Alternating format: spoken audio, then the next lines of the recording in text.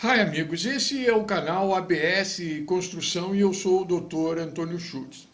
De maneira que nesse vídeo de hoje nós daremos sequência a essa série de vídeos a respeito das patologias infiltrativas em lajes expostas, estudando a influência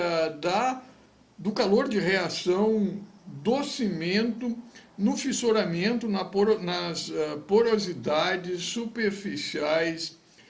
do concreto, a importância que essa reação exerce. De maneira que os cimentos que nós utilizamos, os cimentos do tipo Portland, eles basicamente se caracterizam pela seguinte composição. O silicato tricálcico, na percentagem de 30% a 70%, o silicato bicálcico, no percentual de 10 a 55%, o aluminato tricálcico na proporção de 0 a 15%, o aluminoferrato tetracálcico na proporção de 5 a 15% e o gesso de 3 a 8%, que é o sulfato de cálcio. Usualmente, esse cimento que nós utilizamos, ele apresenta partículas com dimensões entre 1 e 90 micrômetros. Ressalto novamente que tal cimento designa-se como cimento Portland. Evidentemente que existe, dependendo da proporção desses constituintes, existem, e da maneira como esse cimento ele é construído, ele é feito, se tem diferentes tipos de cimento tipo Portland. Assim, no contexto das construções populares, é muito difícil você escolher o tipo de cimento para você pesquisar e determinar qual é o tipo de cimento que seria o ideal para a sua construção. Você usualmente utiliza aquele cimento que está disponibilizado mais próximo da sua residência, de maneira a você não ter um gasto, um ônus maior com combustível, com pesquisa, com gasto de passagem de ônibus, etc., para pesquisar aonde você pode encontrar o cimento Portland que melhor se adaptaria às suas condições climáticas, às condições climáticas da sua região, em termos de constituintes desse cimento de Portland, de maneira a decrescer esse calor de reação do cimento. Entretanto, em um contexto geral, fazendo um aparato geral dessas características do cimento, que é importante você saber a respeito da composição do cimento. Basicamente, que esse calor de reação, ou seja, o calor que é liberado quando você manipula o cimento e adiciona água, a manipulação desse cimento com água gera produtos dessa reação de hidratação do cimento que libera calor em uma reação que é denominada de reação exotérmica, ou seja, aquela reação que se processa com liberação de calor, liberação de energia. Basicamente, relativamente a essa reação de liberação do calor por hidratação do cimento, se ressaltam dois constituintes, o aluminato tricálcico e o silicato tricálcico. Basicamente, esses são os constituintes do cimento que liberam maior energia, maior calor de reação. De maneira que, se você tiver um cimento em termos desses percentuais aproximados do máximo, você tem que procurar, quando da concretagem, quando da manipulação desse cimento, reduzir ao máximo aquelas condições que dependem de você, relativamente a não exacerbar esse calor de reação de hidratação do cimento, porquanto esse calor de reação de hidratação do cimento, ele determina determinadas patologias, como, por exemplo, a porosidade e as microfissuras, que são, ressalto novamente, que são inerentes desse processo de hidratação, mas quando exacerbadas por um calor de hidratação, de reação excessivo desse cimento, exacerbam essas patologias que de uma simples porosidade, de uma simples microfissura pode evoluir para trincas, rachaduras e fendas. De maneira que, desses constituintes, esses dois, o silicato tricálcico e o aluminato tricálcico, eles são os principais constituintes responsáveis por esse calor, pela liberação desse calor de reação. E a propósito disso, é importante se ressaltar que o silicato tricálcico, a despeito de ser um dos responsáveis pela liberação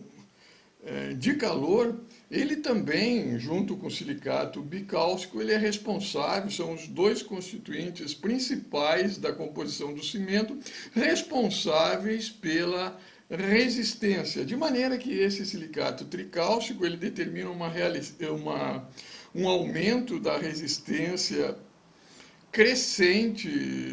do cimento, mas essa resistência ela se acentua mais nas fases iniciais da cura do cimento, enquanto que, ou cura ou endurecimento do cimento, e enquanto que esse silicato bicálcico, ele vai determinar um aumento da resistência nas fases tardias desse processo de cura do cimento. Usualmente, após um mês, ele é o principal responsável pela resistência desse cimento. Isto posto, alguns fatores contribuem para o aumento seja da resistência do cimento, seja para o aumento do calor de hidratação desse cimento, da reação, da liberação de calor por essa reação de hidratação do cimento. Dentre os quais se destaca o tipo de cimento em termos da composição química, mineralogia e grau de finura. Já mencionamos cimentos que apresentam uma alta concentração de silicato tricálcico ou então de aluminato tricálcico apresentarão um calor de reação bastante exacerbado. A razão, água-cimento. O aumento da água, a água excessiva determina um aumento da porosidade, assim como também um aumento da concentração de cimento determina também um aumento do calor de reação. O processo de mistura, que pode interferir tanto na resistência do cimento, porquanto pode quebrar aquele gel que envolve as partículas de cimento, que é importante na fase inicial da reação de hidratação desse cimento,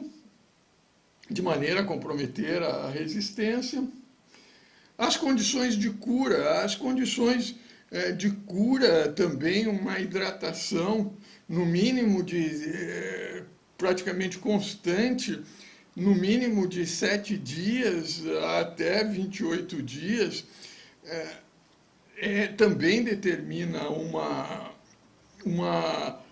atenuação dessa porosidade e dessas microfissuras que ressalto novamente, melhor dizendo, elas são inerentes desse processo de hidratação. Contudo, quando o calor de hidratação, reunindo todos esses fatores, exacerba, aumenta a mais de 60 graus, de 65 graus, esse fissuramento, essa porosidade também aumenta de maneira a comprometer não somente a resistência, como também em decorrência dessas características estruturais exacerbadas que surgem, porosidade e fissuramento, como também propiciando o aparecimento, o agravamento dessas porosidades, dessas microfissuras, determinando, como mencionado, a exacerbação da patologia relativa à infiltração pelo aparecimento de trincas, fissuras, rachaduras e fendas. Também as condições em que se processa essa mistura, essa reação de hidratação, também desempenha um papel importante no controle desse calor, dessa exotermia, de maneira a não produzir essas patologias, não produzir uma porosidade e um microfissuramento excessivo, fatores tais como, por exemplo, a temperatura, a umidade e o vento. De maneira que, no contexto da concretagem de uma laje exposta, o importante seria você ter uma temperatura acima dos 15 graus e abaixo dos 65, 60 graus, no contexto de todos esses fatores que contribuem para o aumento desse calor, dessa exotermia, desse calor de reação de hidratação do cimento. Ou seja, você não concretar abaixo de 15 graus e não acima de 35 graus, também considerando a umidade relativa do ar e o vento. E nesse contexto, nós vamos passar a estudar essa reação de hidratação, as diferentes fases dessa reação de hidratação, de maneira que você, conhecendo essas diferentes fases, possa adaptar a concretagem da sua laje relativamente a esses fatores, como temperatura, umidade do ar, ventos, analisando todos eles de maneira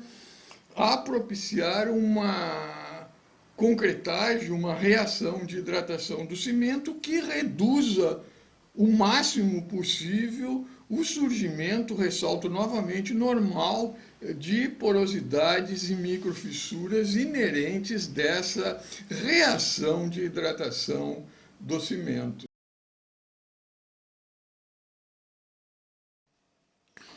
Feitas essas considerações introdutórias, nós passamos a estudar a reação de hidratação do cimento no contexto das patologias infiltrativas relacionadas com as lajes expostas, presente nas lajes expostas. E também relacionando essas patologias com o calor de reação do cimento que é liberada durante essas reações de hidratação. Basicamente, quando nós adicionamos água às partículas de cimento, forma-se um gel esse que, na fase de formação desse gel, ocorre a maior liberação de calor, a maior exotermia de toda essa reação de hidratação do cimento. Posteriormente, ocorrem mais duas fases em que ocorre essa exotermia, quais sejam aproximadamente essa fase de maior liberação do calor decorrente da formação desse gel de cimento ocorre algo em torno de 10 minutos. Posteriormente, mais duas fases se caracterizam por essa exotermia, por essa liberação de calor, qual seja o início, a fase de início das formação das espículas cristalinas do cimento, dessas formações aciculares do cimento, que ocorre mais ou menos num tempo de 18 horas após o contato do cimento com a água, e, melhor dizendo, 10 horas após o contato do cimento com a água, e o imbricamento dessas formações aciculares já completamente desenvolvidas, e que ocorre mais ou menos com um tempo de 18 horas após esse contato da água com o cimento. É basicamente nessas duas fases, nesses dois tempos de reação, da reação de hidratação, que ocorre a maior liberação de calor, e é quando se pode interferir no direcionamento de reduzir essa liberação, essa exotermia, a liberação desse calor de reação, pelo controle, pela manipulação do tempo em que se vai, do horário em que se vai fazer a concretagem do cimento. Mas isso vamos ver a seguir. E nós começamos a estudar essa reação de hidratação do cimento, nos valendo do trabalho da professora Carla Costa, que eu já mencionei no vídeo anterior, do Instituto Politécnico de Lisboa, em que ela nos propicia um estudo microscópico por meio da microscopia de varredura a respeito dessa reação de hidratação do cimento, que nós direcionaremos para o estudo do calor de reação que é liberado durante essa hidratação do cimento. De maneira que em tela, nessa figura, nós temos a partícula do cimento. Essa partícula do cimento ela é constituída basicamente pelo silicato tricálcico, silicato bicálcico, o aluminato tricálcico, o óxido de magnésio, o óxido de cálcio e o ferroaluminato tetracálcico, bem como o sulfato de cálcio. Esse sulfato de cálcio, como nós sabemos, é o gesso. E isso posto, após a manipulação do cimento, ou seja ela feita pela enxada, seja feita na betoneira, ou então no caminhão betoneira, cerca de 10 minutos após esse contato do cimento com a água, ocorre, como nós vimos, a formação desse gel esse que é constituído basicamente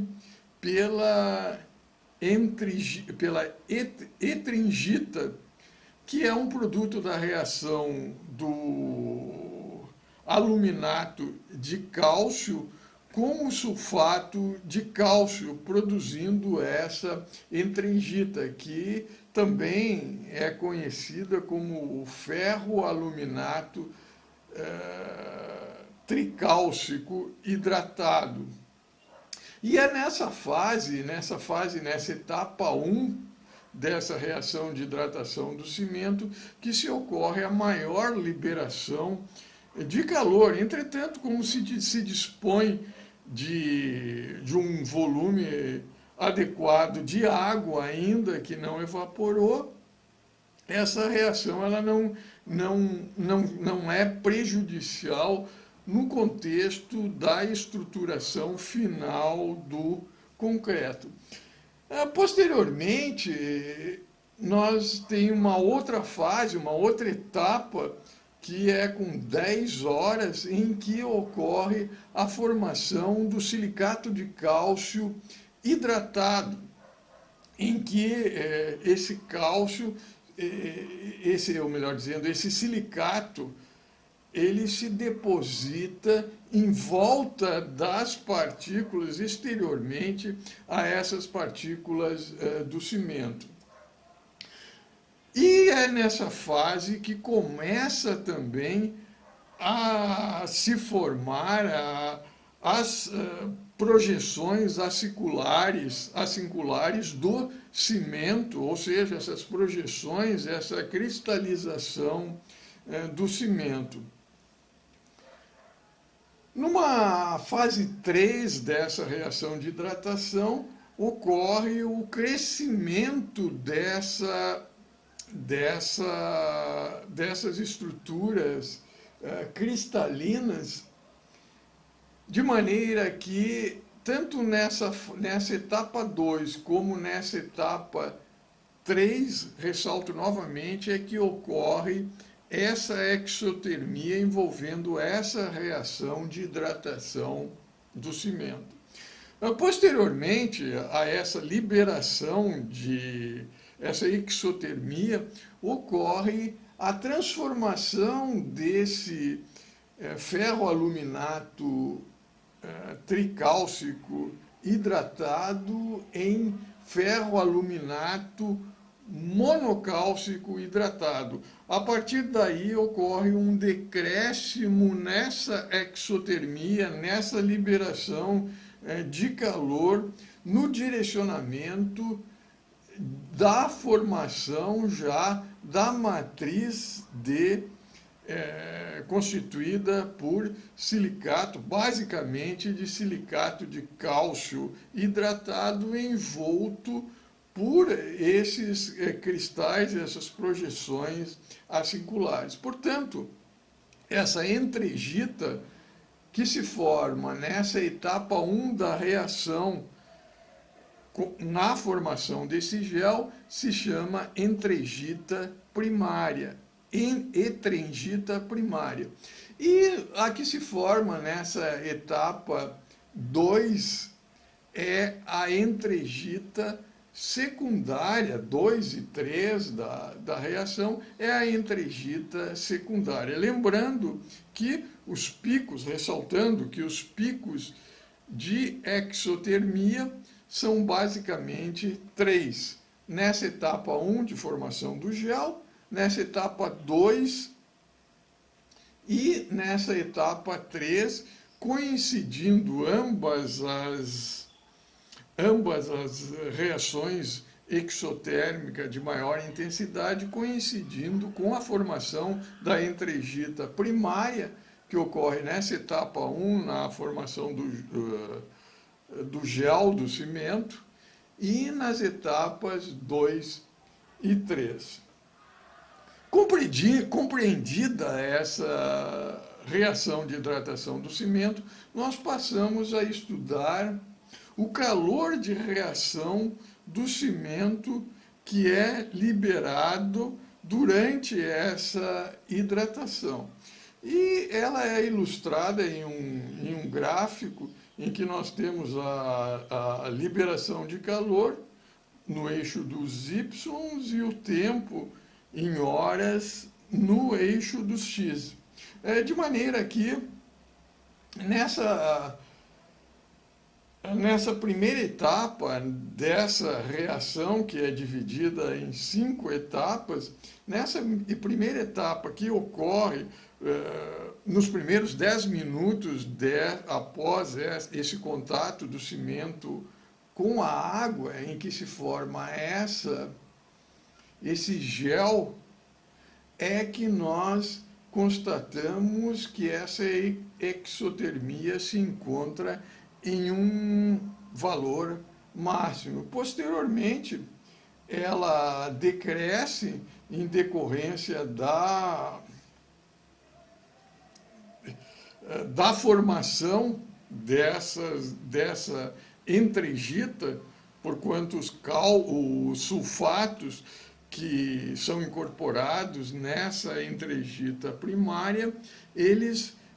decrescem essa exotermia, de maneira que, à medida que se forma a saturação dos íons cálcios, do íon cálcio Ca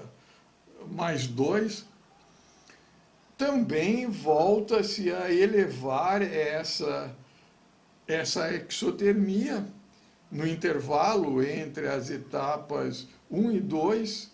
e até a etapa 3, de maneira que, quando se atinge um tempo de aproximadamente 10 horas, essa exotermia ela é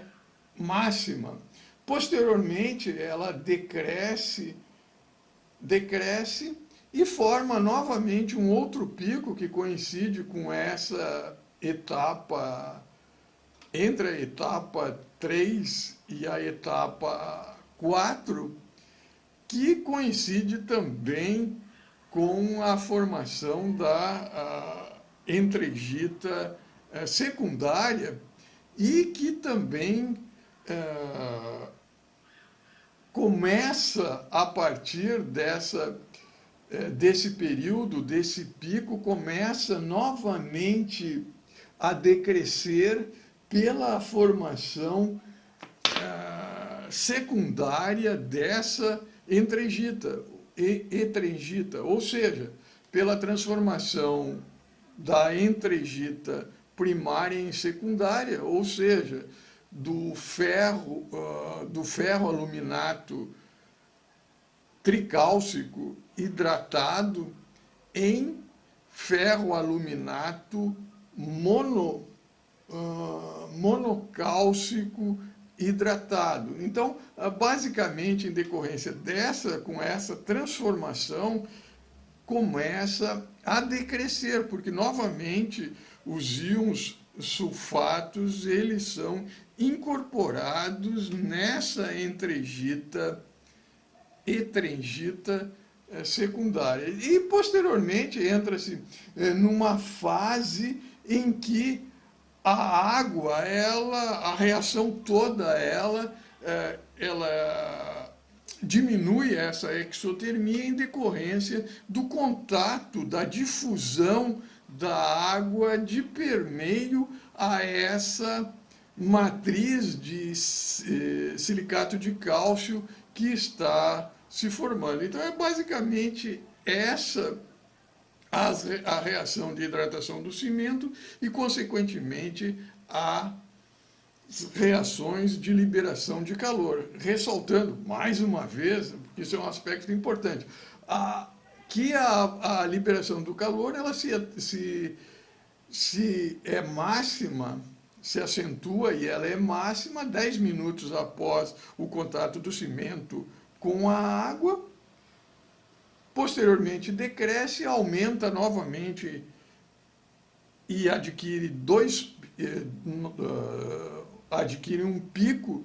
que é na etapa 2, em que coincide com a formação do início dessa cristalização dessas formações acinculares,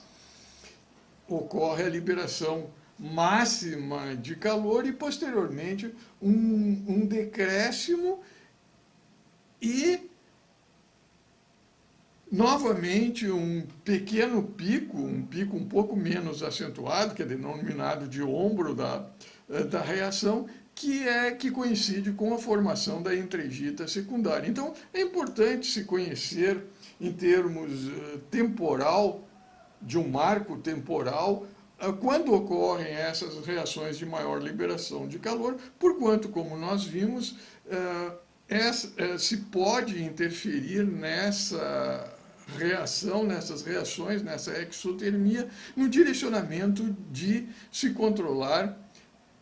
a hora da concretagem. As melhores horas para as concretagens são no início da manhã e no início da noite, em temperaturas acentuadas, com a umidade relativa do ar baixa, de maneira que essas etapas 2 e 3 elas ocorram em um período em que a temperatura não está muito acentuada. E a propósito disso, entre esses dois horários, eu opto, se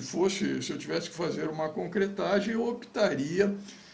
concretagem de uma laje, eu optaria pelo horário da manhã, tipo 9 horas, por aí, 8, 9 horas da manhã, 8 e meia, 9 horas da manhã, porquanto com 10 horas vai dar algo em torno de 19, entre 6 e 7 horas da noite, quando a temperatura baixou, e essa etapa 3 com 18 horas, vai dar lá algo em torno das 4 da manhã. Por outro lado, se você fizer à noite, essa etapa 4 aqui da manhã, essa etapa 3 melhor dizendo, elas já estará num período de início da manhã, quando a temperatura volta a subir novamente. Então, ela coincide com o aumento da temperatura, esse outro pico. Então, entre os dois horários que são aconselháveis para a concretagem no verão, eu prefiro esse horário da manhã, mas é uma opinião pessoal minha.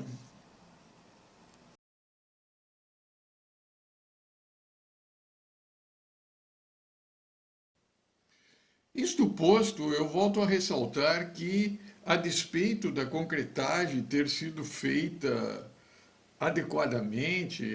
o concreto ter sido manipulado corretamente, seja por um pedreiro, a equipe de um pedreiro experiente, seja lançado por um caminhão betoneira diretamente sobre a laje, algumas irregularidades, tais como a porosidade e o fissuramento, eles, em alguma extensão, em alguma quantidade, eles estarão presentes nesse concreto, ressalto novamente, tenha sido manipulado corretamente pelo pedreiro, tenha sido injetado corretamente, manipulado corretamente pela construtora, o concreto usinado. De maneira que, basicamente, as reações que determinam essa patologia da infiltração em lajes expostas, elas guardam uma relação com essa porosidade e esse fissuramento que é detectado a despeito de uma manipulação correta, porquanto, como nós vimos, em decorrência desse calor de hidratação, dessa reação de hidratação do cimento, gera-se em maior ou menor extensão, dependendo dessa temperatura, essas porosidades e microfissuras. De maneira que, no contexto das patologias, assume relevância essa porosidade, esse microfissuramento, que aumenta em proporção em decorrência do aumento da temperatura e se exacerba quando a temperatura ultrapassa os 65 graus.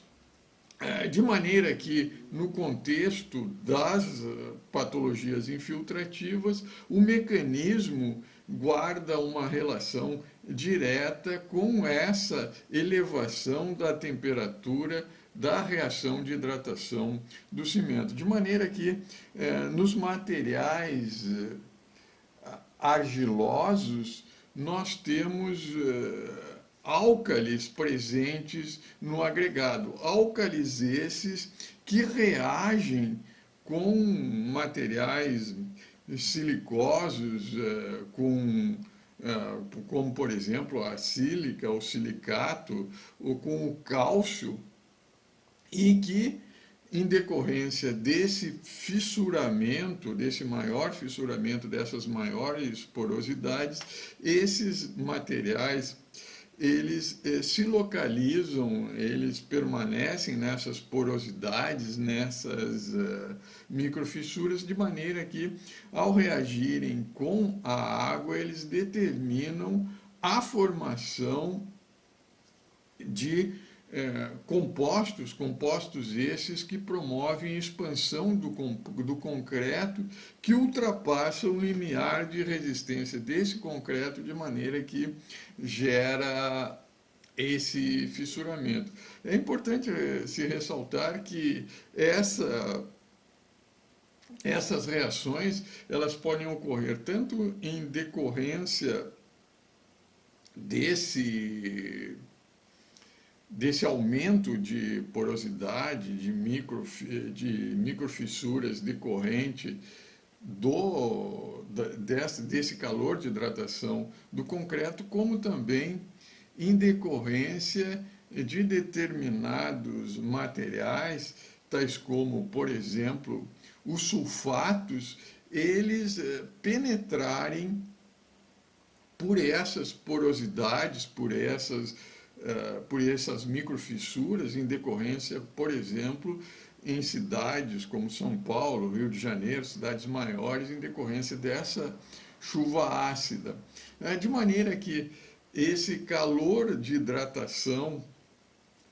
elevado, essa reação de hidratação elevada, ela determina seja a não reação da etringita, seja a não formação da entringita, ou então a formação de uma entringita que é estruturalmente deficiente, de maneira que esse material ele se deposita nessas porosidades e, ao se depositar nessas porosidades, esses materiais geram novamente a entringita terciária, porquanto essa entringita primária ela se forma imediatamente, cerca de 10 minutos após a manipulação do cimento, a união do cimento com a água. E também esse material, essa entringita terciária que se formou em decorrência desse exacerbado calor de reação, decomposição da entringita primária e a formação da entringita terciária, ela determina também essa expansão do concreto que ultrapassa a sua resistência e gera essas patologias, inicialmente de fissuras, e é importante também se ressaltar que entre essas áreas de ataque, seja por álcali agregado, seja pela formação de etringita terciária, também elas são frequentes naquelas áreas áreas de emendas, áreas de juntas entre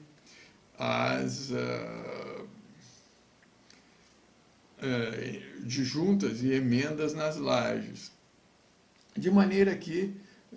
como se pode observar, à esquerda em tela nós temos a entringita que é formada, a entringita estruturalmente, a entringita primária formada estruturalmente correta,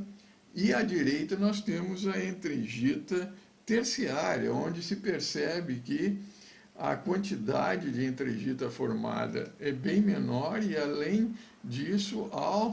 há entringitas que apresentam a estrutura, a fragilidade, a fragmentação dessa entringita, de maneira que também não somente a concentração de entringita é menor, como também ocorre a alteração da sua estrutura. De maneira que, basicamente, para se contornar esse problema, seja da reação álcali agregado, seja da formação de heterangita terciária, basicamente se tem que um dos procedimentos é você controlar esse exacerbado calor de reação de hidratação do cimento. E como é que se faz isso? Existem algumas maneiras de se controlar essa temperatura de maneira que ela não ultrapasse os 65 graus Celsius, ou então não. Uma das maneiras é não se concretar o cimento quando não se fazer a concretagem da laje quando a temperatura estiver abaixo de 15 graus ou acima de 35 graus Celsius. Uma outra maneira de se contornar essa temperatura é você fazer essa concretagem à noite ou no início da manhã, quando o dia está quente. Eu já mencionei para vocês, eu prefiro a concretagem de manhã porque você pega os dois picos de exacerbação do calor, de exotermia, na parte da noite, noite e madrugada. Enquanto que, se você concretar à noite, você pega uma parte durante a noite e a madrugada e a outra parte você já, de pico de exotermia, de exacerbação desse calor de hidratação, de liberação desse calor de hidratação, você já pega na manhã. Então, aumenta também a temperatura. Também você pode adicionar gelo ou água fria, controlar a temperatura do agregado, da brita. E também um outro dispositivo que se utiliza é utilizar a cica ativa, que diminui a probabilidade reduz as porosidades e o microfissuramento. No mais, eu espero que esse vídeo, que para os padrões do YouTube ele é um pouco longo, mas eu espero que vocês compreendam que é devido à minha formação acadêmica.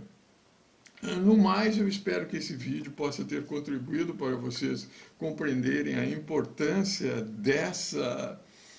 desse calor de hidratação, desse calor, dessa reação da hidratação do cimento, no contexto da patologia de infiltração em lajes expostas. No mais, um grande abraço e nos vemos no próximo vídeo.